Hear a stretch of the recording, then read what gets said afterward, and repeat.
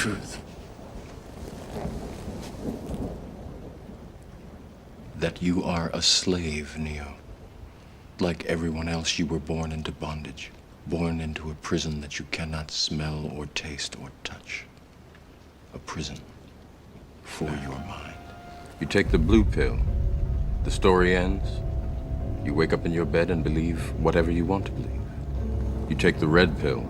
You stay in Wonderland. And I show you how deep the rabbit hole goes.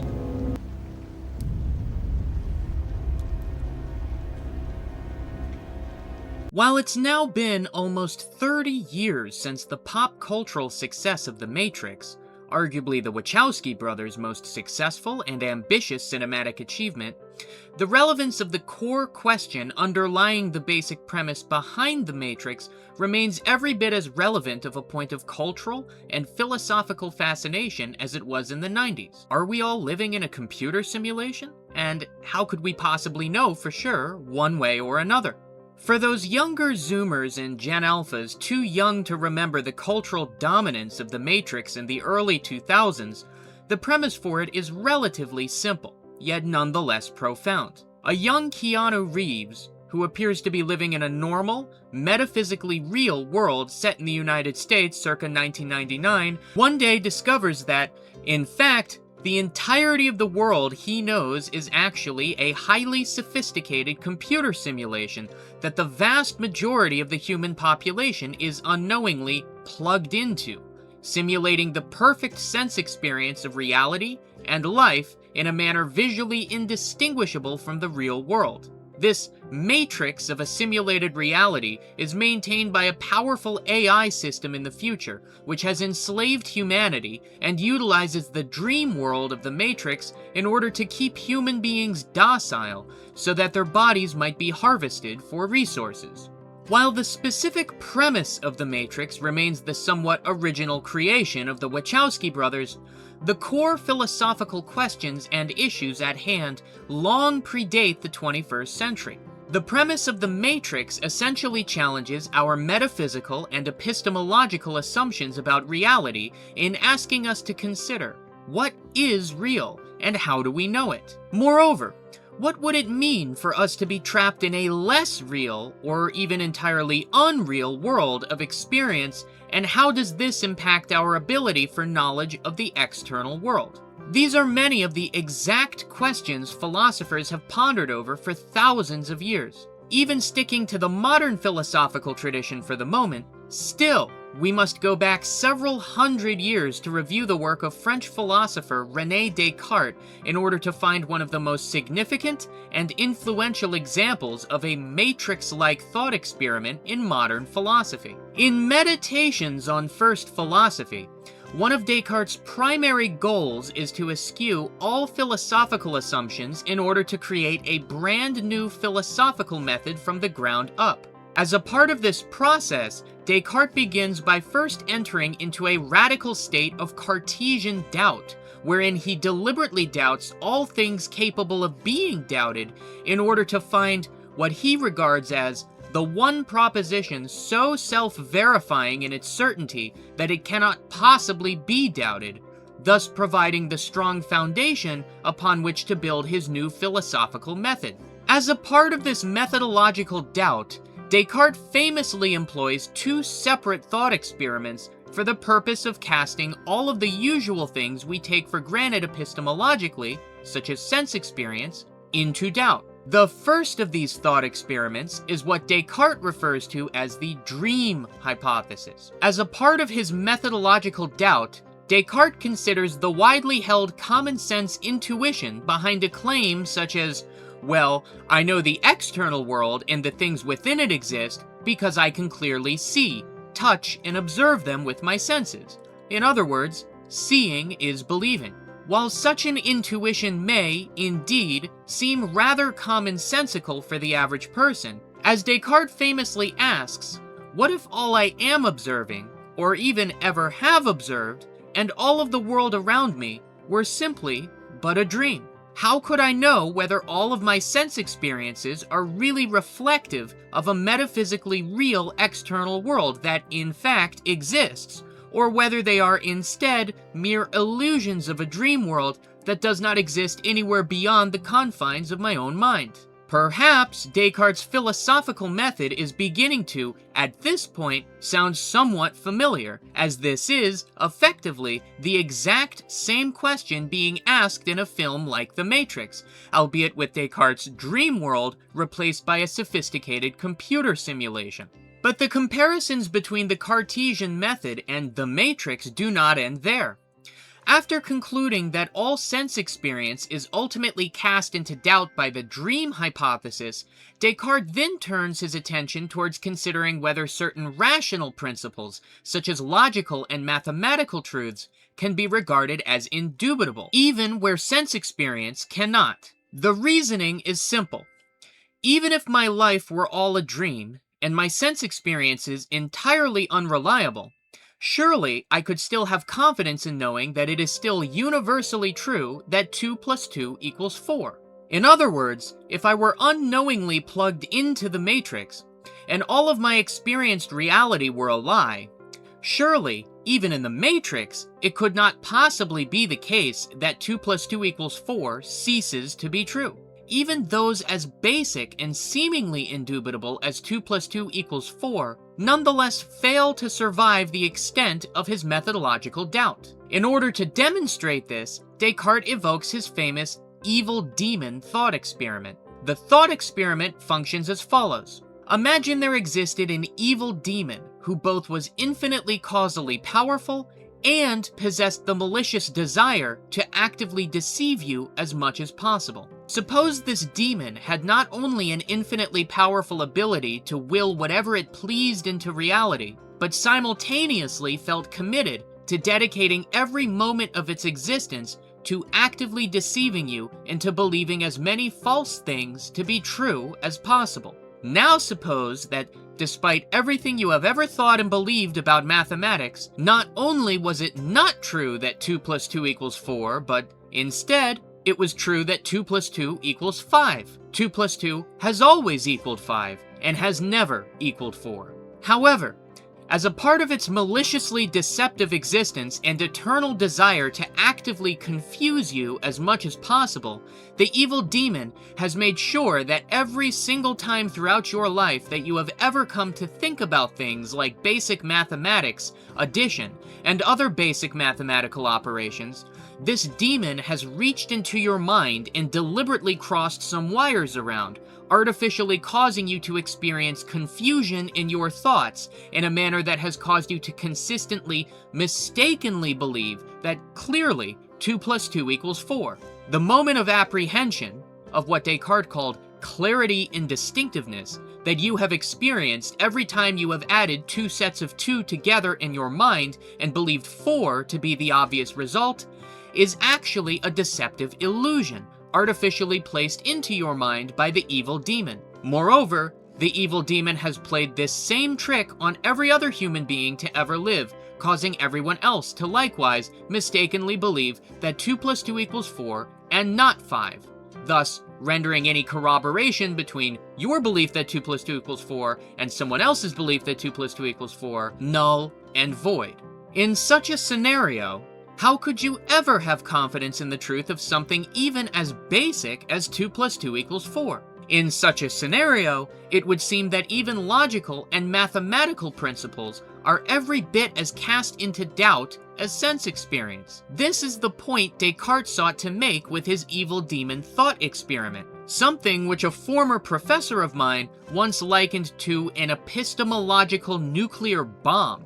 A threat of skepticism so devastating and all-encompassing that it seems to annihilate justification for virtually all knowledge. Ultimately, Descartes attempted to conclude that only his famous proclamation that cogito ergo sum, that is, I think, therefore I am, could possibly survive such an extreme state of skepticism as the only truly self-verifying and self-evidently true proposition that even the evil demon could not cause one to doubt, for even the act of doubting itself verifies the existence of one's own thought. However, that's a story for another video. For now, consider the application of Descartes' evil demon thought experiment to a scenario such as that depicted in The Matrix. We already discussed how The Matrix itself can effectively serve as a stand-in for Descartes' dream world thought experiment, casting all sense experience into doubt as nothing more than the dream world of a computer simulation. But the analogy is, in fact, made even more complete in consideration of the evil demon thought experiment, with the AI program running the Matrix effectively just itself a stand-in for Descartes' demon, an all-powerful entity, or at least all-powerful from within the realm of the Matrix, all-powerful in its ability to manipulate the experiences of those in the Matrix, with a malicious desire to deliberately deceive all of the inhabitants of the Matrix into believing things which are not true about reality. I think Descartes' methodological skepticism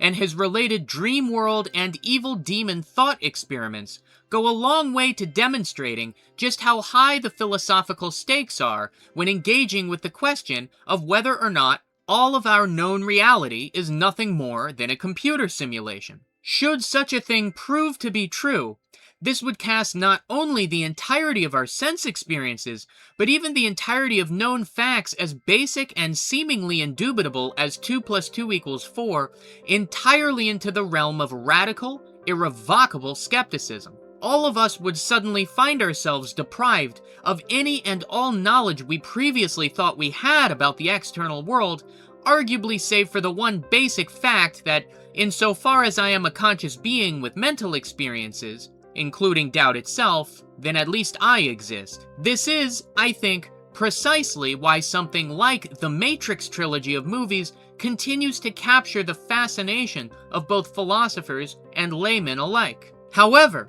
while the specific nuances of the philosophical questions raised in The Matrix and other formulations of simulation theory can be traced back several hundred years to the legacy of Descartes, the more general philosophical issues at hand can trace back several thousand years further still to the ancient Greek foundations of the Western philosophical tradition. Consider Plato's cave allegory, by far one of the most famous passages out of Plato's dialogues, and perhaps even out of the entirety of philosophical literature in the West.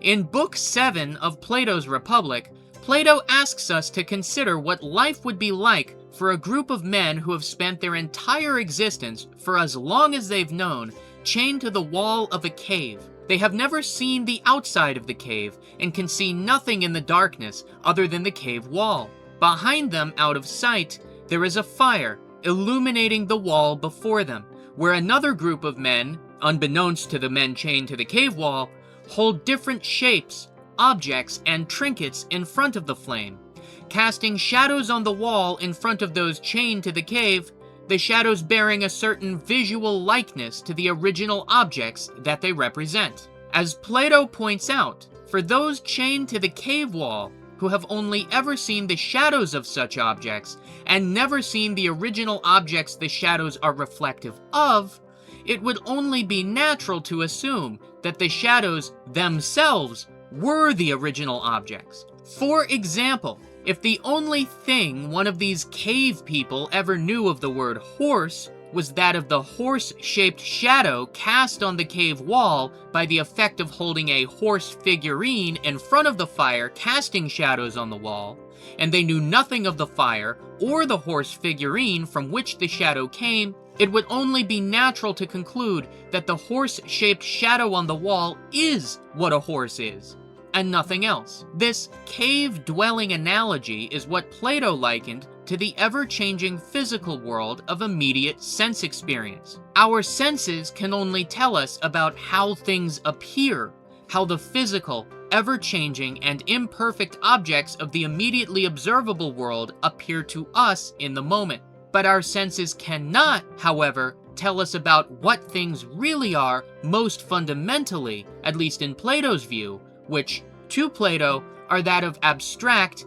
immaterial, immutable, and eternal forms, the things that particular objects bear likeness to, just as the shadows on the cave wall bear likeness to their original objects. To continue the previous example, just as the horse-shaped shadow is but a lower, less real reflection and imitation of the original object of the horse figurine which cast the shadow.